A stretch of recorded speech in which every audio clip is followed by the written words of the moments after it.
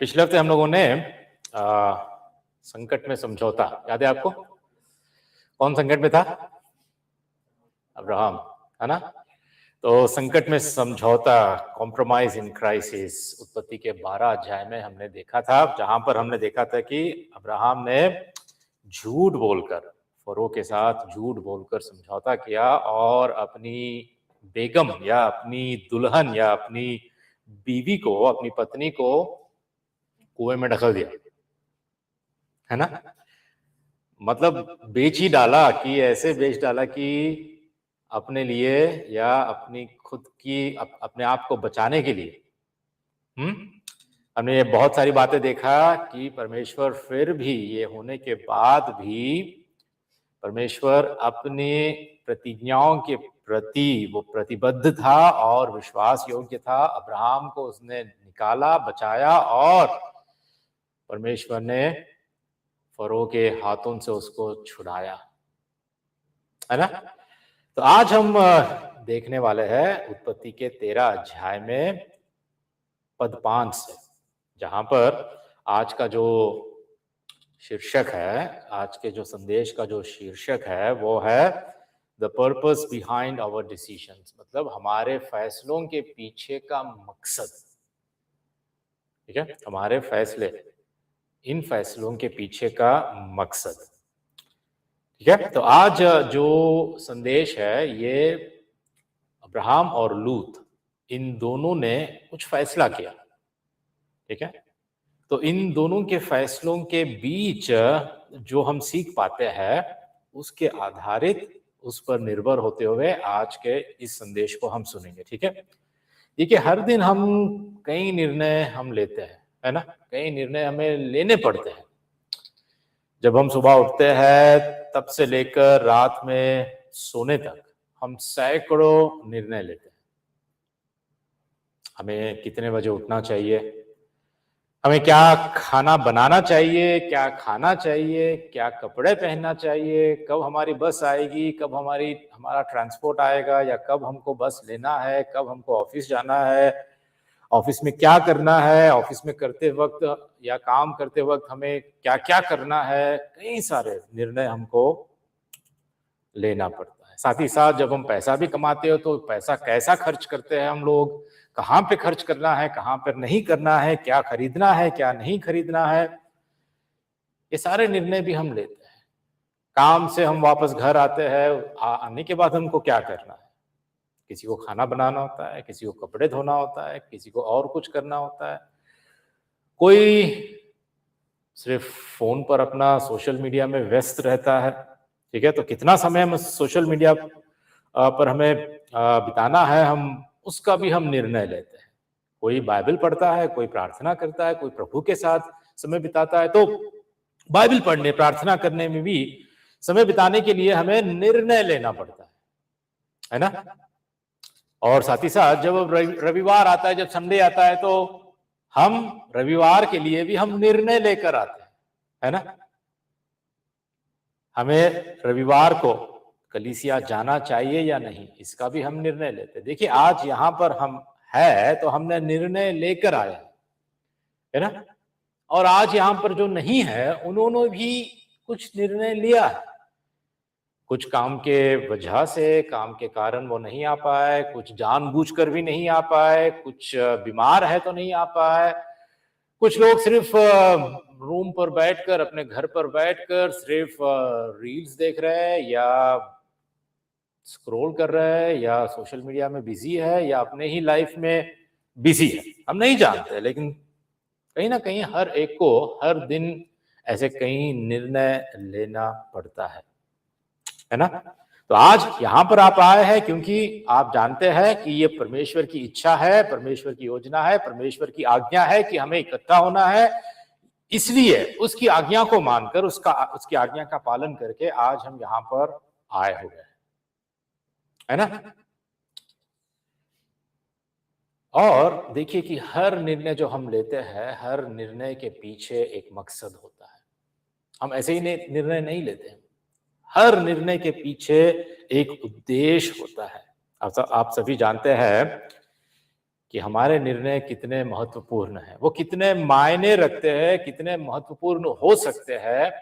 आप जानते हैं, क्योंकि आप और मेरे अनुभव में, आपके और मेरे अनुभव में हम देखते हैं कि कुछ ऐसे निर्णय हैं जो हमारी जिंदगी बदल सकते हैं या हमारी जिंदगी को नाश भी कर सकते हैं। इसलिए निर्णय लेने से पहले हम बहुत सोचते हैं। हम विश्वासी जो है, हम निर्णय लेने से पहले हम परमेश्वर से हम सुनना चाहते हैं, परमेश्वर की इच्छा को हम जानना चाहते हैं। इसलिए हम परमेश्वर से हम प्रार्थना करते हैं, उपवास करते हैं, हम समय निकालते हैं, हम दूसरों से भी पूछते हैं कि हमें क्या करना चाहिए, हमें क्या निर्णय लेना चाहिए, क्योंकि निर्णय बहुत महत्वपूर्ण होते हैं, बहुत मायने रखते हैं। शायद आप में से कुछ लोग अपने काम के लिए या अपने भविष्य के लिए, अपने परिवार के लिए या कुछ आपका जीवन कहीं और निवेश करने या आत्मिक जीवन के बारे में कोई आप निर्णय लेने वाले हैं भविष्य में, हो सकता है ना। तो मुझे उम्मीद है कि जो आज हम इस संदेश को देखने वाले हैं उत्पत्ति के 13 से, जो मैं आपके आगे रखना चाहता हूं, मुझे उम्मीद है कि ये सब कुछ बातें आपके निर्णय लेने में आपको आज मदद करेगी। तो आज देखते हैं कि क्या हुआ है। उत्पत्ति के 13 अध्याय में हमने पिछली बार देखा था कि मिस्र देश से अब अब्राहम लौट आया है ना। वहां पर फरो ने जो भी उसको दिया उससे वो और भी अधिक धनवान हो गया। ठीक है, वो सारी धन संपत्ति अपने क्या कहते हैं ये गाय बकरी बैल, अपने दास दासी, अपनी जितनी भी संपत्ति थी, ठीक है, वो सब कुछ लेकर अब अब्राहम मिस्र देश से वापस कनान देश में आ गया। आने के बाद क्या होता है आज हम देखेंगे। देखिए उत्पत्ति के 13 अध्याय और 5वें पद से हम पढ़ेंगे। ठीक है, 5वें पद से 9 पद तक मैं पढ़ूंगा पहले। ठीक है, लूत के पास भी जो अब्राहम के साथ चलता था भेड़ बकरी गाय बैल और तंबू थे, इसलिए उस देश में उन दोनों के लिए पर्याप्त स्थान ना था कि वे इकट्ठे रहे, क्योंकि उनके पास बहुत संपत्ति थी, इसलिए वे इकट्ठे ना रह सके। सो अब्राहम और लूत की भेड़ बकरी और गाय बैल के चरवाहों में झगड़ा हुआ। उस समय कनानी और परिज्जी लोग उस देश में रहते थे। तब अब्राहम लूत से कहने लगा, मेरे और तेरे बीच और मेरे और तेरे चरवाहों के बीच में झगड़ा ना हो पाए, क्योंकि हम लोग भाई बंधु हैं। पद 9, क्या सारा देश तेरे सामने नहीं? सो मुझसे अलग हो। यदि तू बाईं ओर जाए तो मैं दाहिनी ओर जाऊंगा, और यदि तू दाहिनी ओर जाए तो मैं बाईं ओर जाऊंगा। तो क्या हो रहा है यहां पर? क्या हो रहा है यहां पर? अब लूत, ठीक है, जो वो खुद भी धनी था, वो भी धनी बन गया। अब्राहम के साथ था तो हाँ, अब्राहम के साथ जो भी रहता वो धनी बन जाता। और लूत कौन है? लूत अब्राहम का भतीजा है ना। तो लूत धनी हो गया और अब उन्हें जमीन के बंटवारे के बारे में एक फैसला लेना होगा, क्योंकि जो वहां पर जमीन थी जो बैल बकरियों के लिए या खाने के लिए वहां पर वो पर्याप्त नहीं थी। तो अभी फैसला उनको लेना अवश्य हो गया। तो हम देखने वाले हैं कि वे कैसे फैसला करते हैं और फैसला लेने के बाद उनके साथ क्या होता है, इन बातों को हम देखेंगे। तो सबसे पहले इस कहानी में मैं चाहूंगा कि आप उनके विचारों पर आप गौर करें। क्या चल रहा है उनके मनों में, क्या चल रहा है जब ये फैसला लेंगे, तो क्या देखकर, क्या सोचकर, उनके विचार कैसे हैं लूत और अब्राहम। ठीक है, जब वे निर्णय लेते हैं तो वे किस बारे में सोचते हैं, उनके मन में सबसे महत्वपूर्ण बातें क्या है। इन बातों पे अगर हम गौर करते हैं, ध्यान देते हैं, तो बहुत कुछ आज हम सीख पाते हैं। पद 10, ठीक है, पद 10 देखिए एक बार, उत्पत्ति 13 का 10 ऐसा कहता है, तब लूत ने आंख उठाकर यरदन नदी के पास वाली सारी तराई को देखा कि वह सब सींची हुई है। जब तक यहोवा ने सदोम और गुमोरा को नाश ना किया था, तब तक सोवार के मार्ग तक वह तराई यहोवा की वाटिका और मिस्र देश के समान उपजाऊ थी। मतलब क्या हो रहा है यहां पर? लूत अब उसके आगे फैसला करना, चुनाव करने की उसकी बारी है, उसको अवसर मिला है। तो उसने अपने आंखें उठाकर सारे जमीन को, भूमि को देखा, अपने आर पार हर जगह चारों ओर देखा, और देखकर उसने एक भाग को चुना। ठीक है, उसने आंख उठाकर देखा यरदन नदी के पास वाली जो सारी तराई है, और उसको देखा कि वो सब सींची हुई है, हरी भरी, एकदम सुंदर। ठीक है, तो लूत ने अपना निर्णय पता है किस पर निर्भर होकर किया?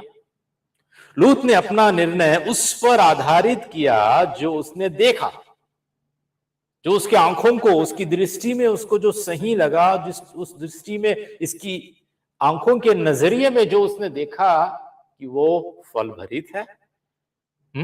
उस भूमि की समृद्धि को देखा और वैभव को देखा, और उसे इस स्थान को चुनने के लिए वो प्रेरित हो गया। लूत ने इस संपत्ति, इस भूमि, इस क्षेत्र को इसलिए चुना क्योंकि उसने देखा कि यह वही भूमि है जो उसे एक अच्छा जीवन दे सकती है। ठीक है, तो यही लूत के लिए मुख्य विचार था, चुनाव करने के लिए, फैसला लेने के लिए, निर्णय लेने के लिए। उसके निर्णय के पीछे जो उसका मकसद था, उसका उद्देश्य था, मुख्य विचार था, वो ये था कि उसने उस भूमि की समृद्धि, उस भूमि की हरियाली, उस भूमि की उपज, उस भूमि का वैभव, ये सब कुछ उसने देखा। तो लूत के मुख्य विचार यही थे, और बाकी सब कुछ उसके लिए धुंधला हो गया था।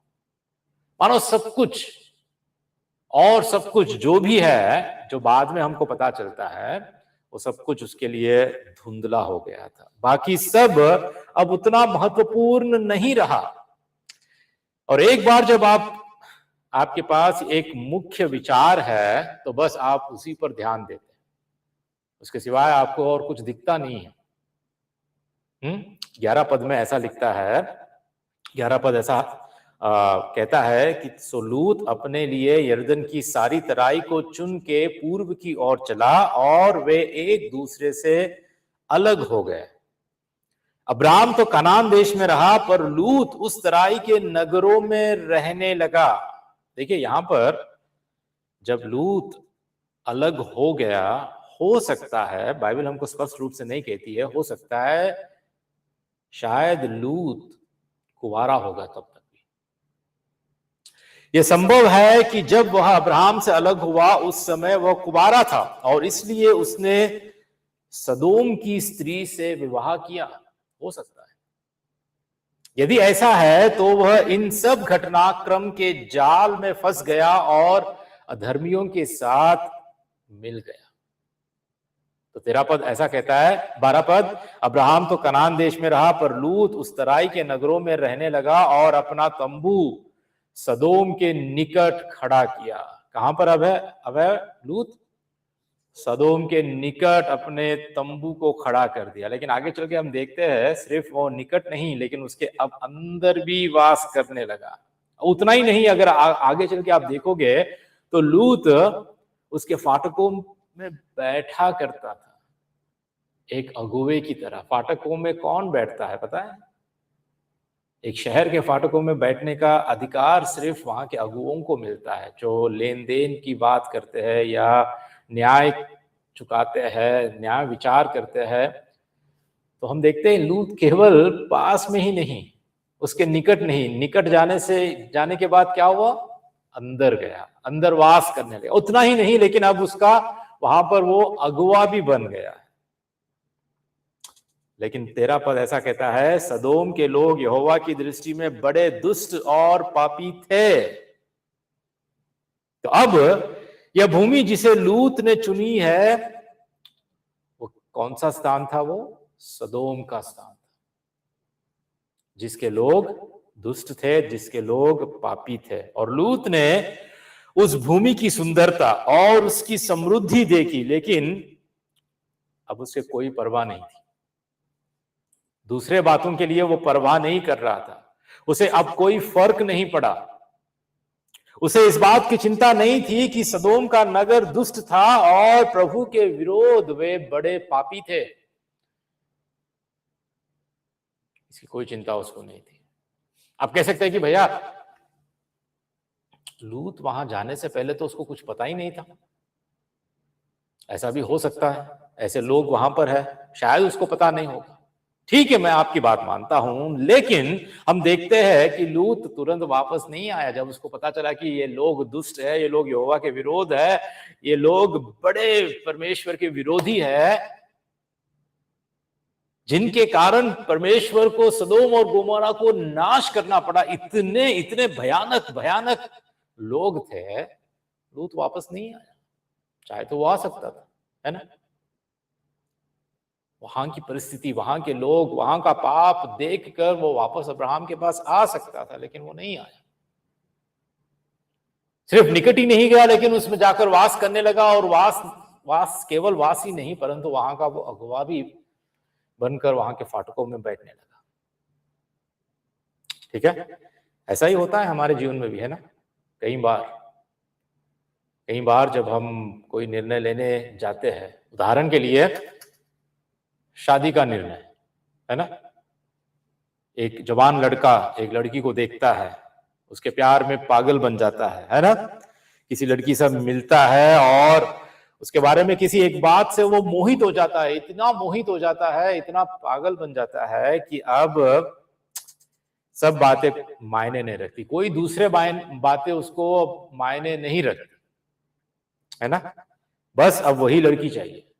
क्यों? शायद उसकी सुंदरता को देखा या और कुछ देखा और उससे वो मोहित हो गया, और अभी कुछ नहीं दिखाई पड़ता है। लेकिन कब दिखाई देता है पता है?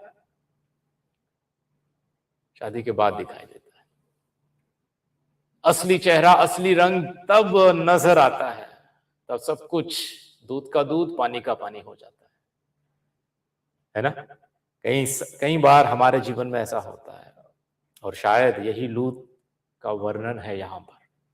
लूत के जीवन में भी यही ऐसा ही हुआ है। उसने देखा कि वह भूमि समृद्ध थी, वह एक अच्छे जीवन का वादा वहां पर उसके लिए था, और वहीं उसने अपना तंबू खड़ा किया। उसे परवाह नहीं थी, वह इस बात से अनजान भी था, वह सदोम में छिपे आत्मिक खतरों के लिए या उसके प्रति लापरवाह था, जो उस पर प्रभाव डाल सकते थे और अंत में उसे वास्तव में चोट पहुंचा सकते थे। इस सारी बातों के लिए लूत कोई परवाह नहीं की।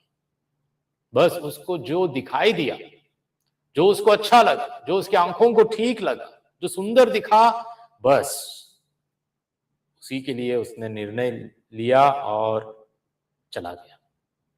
लेकिन पता है, बाइबल जब हम नए नियम में दूसरे पत्रस की पत्री हम देखते हैं, दूसरे अध्याय में है, तो 7 और 8 पद में लूत के विषय में बाइबल हमको ये नहीं कहती कि ये अविश्वासी था।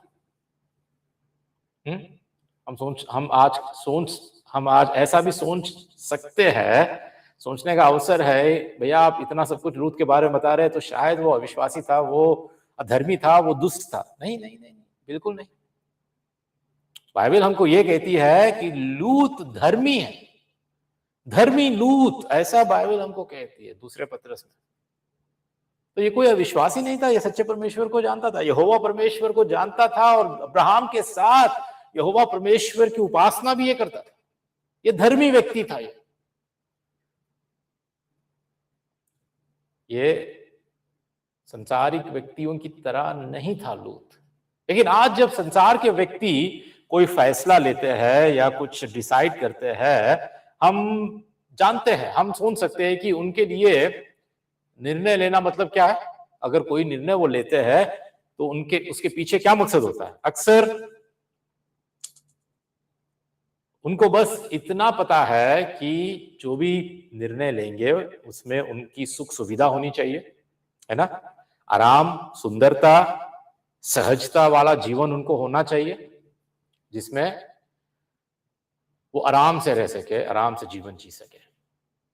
क्यों? क्योंकि वे इन्हीं चीजों की तलाश में रहते हैं और इन्हीं के लिए वो प्रयास करते हैं। लेकिन दुख की बात यह है कि लूत जैसे मसीही भी उसी रास्ते को चुन सकते हैं जिसे आज दुनिया चुनती है। हम लूत जैसा भी निर्णय मसीही विश्वासी होने के बाद भी हम लोग लेने के अवसर हमारे आगे होते हैं। कई मसीहों के लिए भी मुख्य विचार, उनके फैसलों के पीछे का मकसद यही होता है। पता है क्या होता है? मुझे अमीर बनना है, जैसे तैसे कुछ भी करूं, मुझे बस अमीर बनना है। यहां मुझे एक आरामदायक जिंदगी चाहिए, मुझे कुछ दुख कष्ट वालों की जिंदगी नहीं चाहिए। ये व्यक्तिगत रूप से मुझे कैसा फायदा होगा, यही सोचते हैं और इसी के आधार पर या इसी पर निर्भर होकर वह हर निर्णय लेते हैं। इसमें मेरा क्या फायदा, है ना? वो कभी भी अपने आत्मिक जीवन के बारे में चिंता नहीं करते या बाइबल क्या कहती है कि हम कैसा इस संसार में कैसा जीवन जीना चाहिए, इसके बारे में उसकी चिंता नहीं होती है। आज दुख की बात यही है कि कई सारे मसीही अपने जीवन, अपने फैसलों के पीछे उनका मकसद यही होता है। देखिए, परमेश्वर ने हमको ये जीवन या हमारा उद्धार इसलिए नहीं किया कि हम जिंदगी के मजे लें। जिंदगी के मजे लेने के लिए हम यहां पर नहीं हैं। यदि आप मसीही हो, मसीह में आज आपने उद्धार पाया है, आप सच्चे विश्वासी हो, तो हम जिंदगी के मजे लेने के लिए यहां पर हम नहीं है। देखिए, परमेश्वर हमको आनंद देता है, परमेश्वर हमको बहुत खुशी देता है। मसीह में हमको बहुत आनंद मिलता है जो संसार हमको नहीं दे सकता।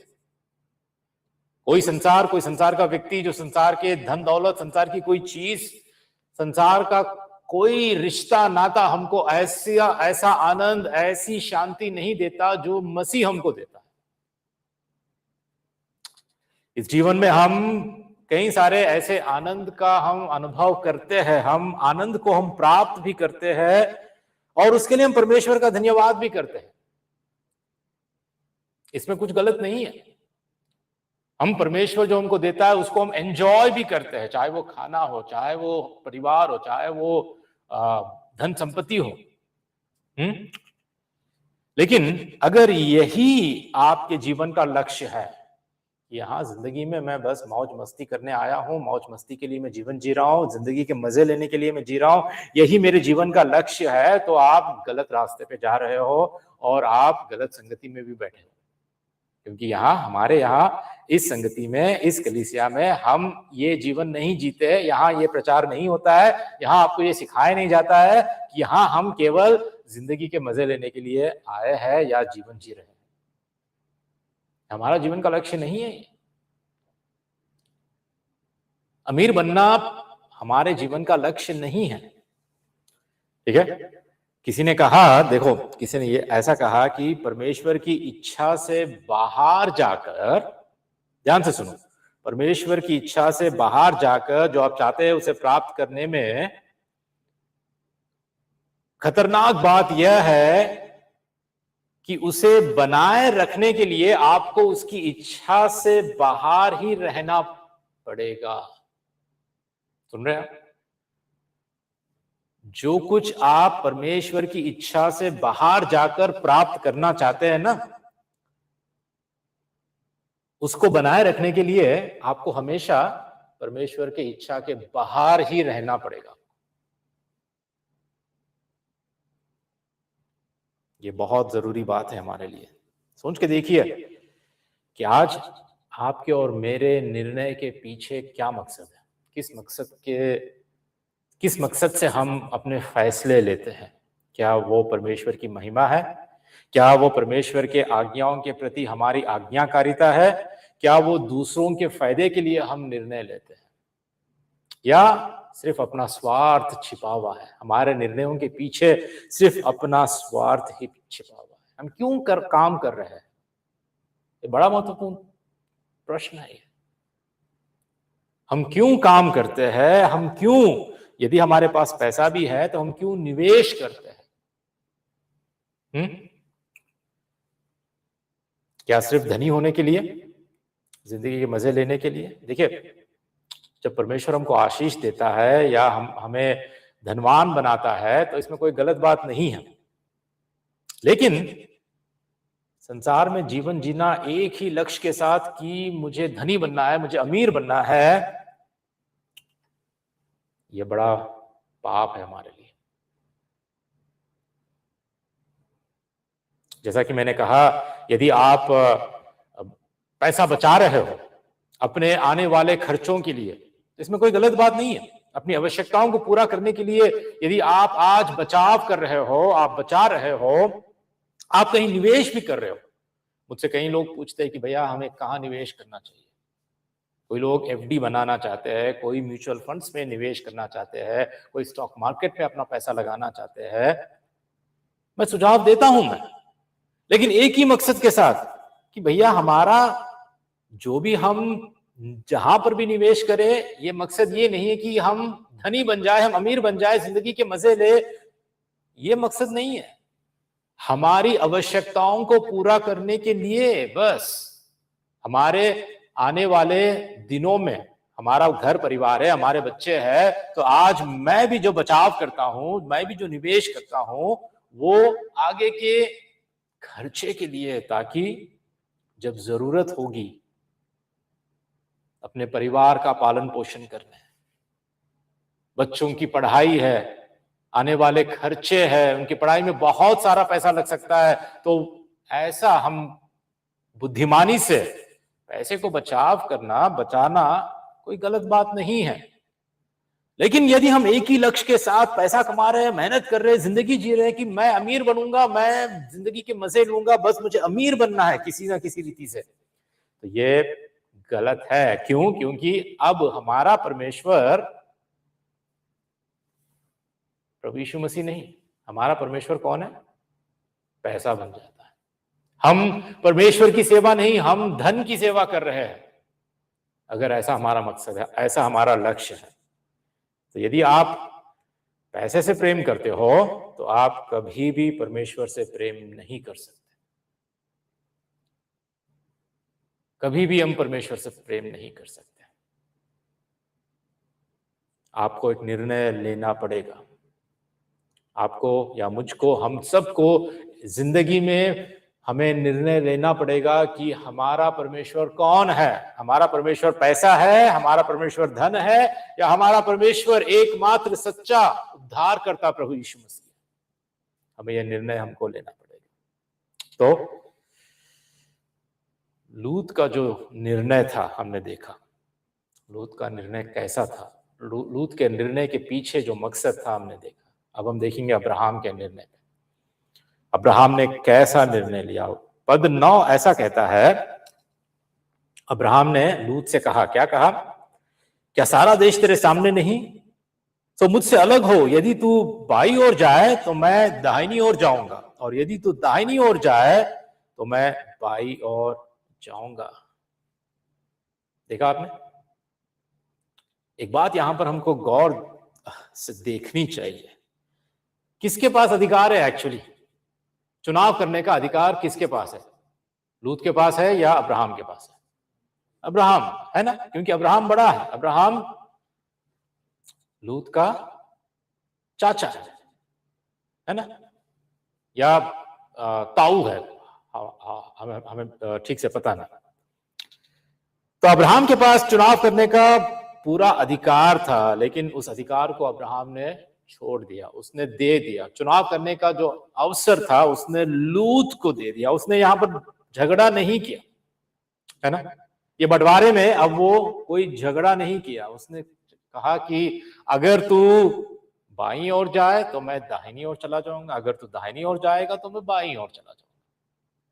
चॉइस उसको दे दिया, चुनाव करने का अवसर उसको दे दिया। लेकिन आजकल हम देखते हैं, आजकल क्या हो, हम कहीं समय से हम देखते हैं कि ये साधारण बात नहीं है। ऐसा करना साधारण बात नहीं है, ये असाधारण है, ये बहुत असाधारण है। क्योंकि साधारण बात क्या है पता है? विश्वासियों के बीच में भी बंटवारे के जब होता है, बंटवारा जब होता है, लड़ाई झगड़ा जरूर होता है। इतना ही नहीं, लड़ाई झगड़े की तो बात छोड़ो, कि जब संपत्ति का बंटवारा, घर का,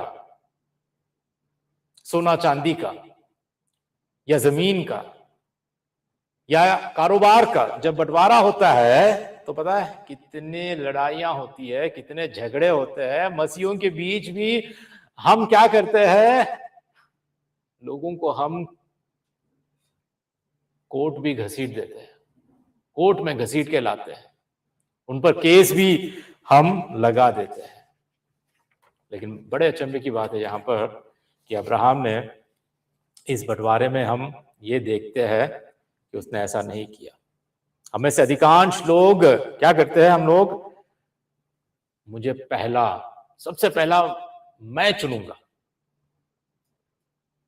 चॉइस मेरी रहेगी, मुझे सबसे बेस्ट चाहिए। हम पीछे नहीं रहना चाहते हैं, है ना। जब मौका मिलता है तो हम कुछ भी हासिल कर लेना चाहते हैं, कुछ भी हम हड़प लेना चाहते हैं। क्यू में हम सबसे पहले, लाइन में हम सबसे पहले रहना चाहते हैं। अगर कहीं बैठना है तो हमको सबसे बेस्ट सीट चाहिए, है ना। तो अगर अब्राहम ने यह अधिकार लूत को दे दिया तो यह एक अद्भुत बात है, यह एक अद्भुत बात है। आप पूछ सकते हैं कि क्यों भैया, क्यों अब्राहम इतना शांत चित्त वाला है, इतना सुरक्षित है, वो इतना संतुष्ट है, वो इतना उदार है? उसकी मुख्य प्रेरणा क्या थी?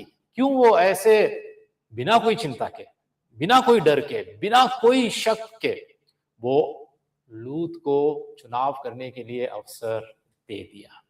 क्यों उसने लड़ा नहीं, क्यों उसने झगड़ा नहीं किया? देखिए अब्राहम, कारण यह है कि अब्राहम परमेश्वर के उस वादे पर पूर्ण रीति से भरोसा रखा। पूर्ण रीति से परमेश्वर पर अब्राहम ने भरोसा रखा। उसने सोचा होगा कि कोई बात नहीं, कोई बात नहीं, अगर लोग मुझसे कुछ छीन भी लेते हैं, अगर उनको अच्छी सबसे उत्तम वस्तु चुनाव करने का अवसर अगर मैं उनको दे भी दूं, लेकिन परमेश्वर, मेरा परमेश्वर, वो विश्वास योग्य है, वो अपने वादे के लिए वो प्रतिबद्ध है। कुछ नहीं होगा, सब कुछ अंत में मेरे लिए परमेश्वर भला ही करेगा, क्योंकि उसने वादा किया कि मेरे वंश के द्वारा वो सारे भूमि के सारे जातियों को आशीष देगा और वो मेरा नाम ऊंचा करेगा। तो परमेश्वर जरूर मुझे वो प्रतिज्ञा की गई भूमि में मुझे जरूर रखेगा, वो भूमि मेरे वंशज को जरूर देगा। ऐसे ही परमेश्वर को आज भी हम विश्वास करते हैं, आमीन। उसी परमेश्वर पर आज हम भरोसा करते हैं। हमारी कोई भी जरूरत क्यों ना हो, यदि हम आज परमेश्वर की संतान है, उसके बेटे और बेटी है, तो परमेश्वर हमारी हर आवश्यकता को अपनी इच्छा के अनुसार वो पूरा करेगा और हमें वो प्रावधान देगा। हम उस पर पूरी रीति से भरोसा कर सकते हैं। देखिए अगर व्यक्तिगत रूप से मैं अपने बारे में कहूं तो बहुत सारे बार लोग मेरा फायदा उठाए, बहुत फायदा उठाए, कोई बात नहीं। उनके फायदा उठाने से ज्यादा, मेरा नुकसान होने से ज्यादा परमेश्वर ने मुझे बहुत अधिक आशीष दी है, कोई बात नहीं।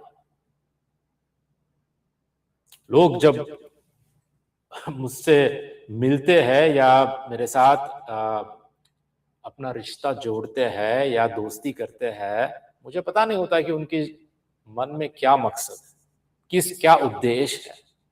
आज तक मैं ऐसे लोगों को बहुत बहुत बार मैंने देखा मेरे लाइफ में कि वो सिर्फ अपने फायदे के लिए,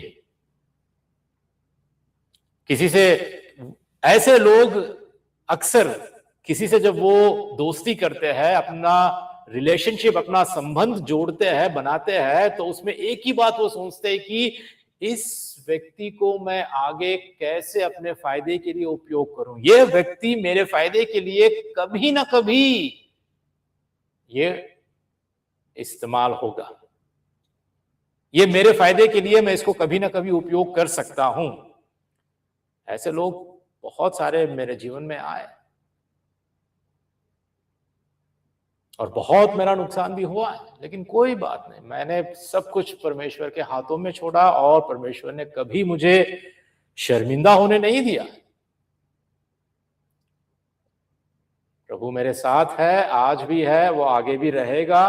और ऐसे लोग आए गए, आएंगे भी और जाएंगे भी, कोई बात नहीं। और पता है इनको कब याद आता हूं मैं? जब कोई जरूरत होती है तभी।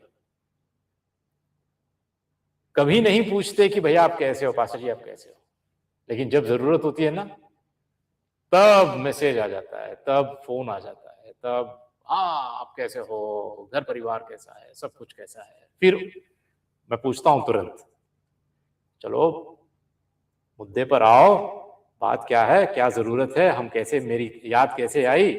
तब फिर बोलते हैं कि हाँ हमें ये काम है वो काम है, तब तक याद नहीं आती। मसीह लोगों की बात कर रहा हूं मैं, ठीक है, कोई बात नहीं। परमेश्वर हमारा महान है, परमेश्वर हमें देखता है, परमेश्वर हमारे मनों को जांचता है और हमारे फैसलों के पीछे जो मकसद है परमेश्वर जानता है ना। तो अगर आपका भी फायदा लोग उठाते हैं ना, चिंता मत करो, चिंता मत करो। परमेश्वर आपके जीवन को देखता है, आपके मन को देखता है और वो आपको अकेला नहीं छोड़ेगा, आपके साथ वो रहता है, कोई बात नहीं। तो अब्राहम ने पहले चुनाव नहीं किया है और चुनाव करने के लिए लूत को अवसर दे दिया है, लेकिन अब्राहम ने क्या पाया पता है? हम देखते हैं पद 14 में कि वहां जब लूत अब्राहम से अलग हो गया, तब उसके पश्चात यहोवा ने अब्राहम से कहा, आंख उठाकर जिस स्थान पर तू है वहां से उत्तर दक्षिण पूर्व पश्चिम चारों ओर दृष्टि कर। बड़े मजे की बात यह देख, क्योंकि जितनी भूमि तुझे दिखाई देती है उस सब को मैं तुझे और तेरे वंश को युग युग के लिए दूंगा, और मैं तेरे वंश को पृथ्वी की धूल के किनकों के समान बहुत करूंगा, यहां तक कि जो कोई पृथ्वी की धूल के किनकों को गिन सकेगा वही तेरे वंश भी गिन सकेगा। उठ इस देश की लंबाई और चौड़ाई में चल फिर, क्योंकि मैं उसे तुझी को दूंगा।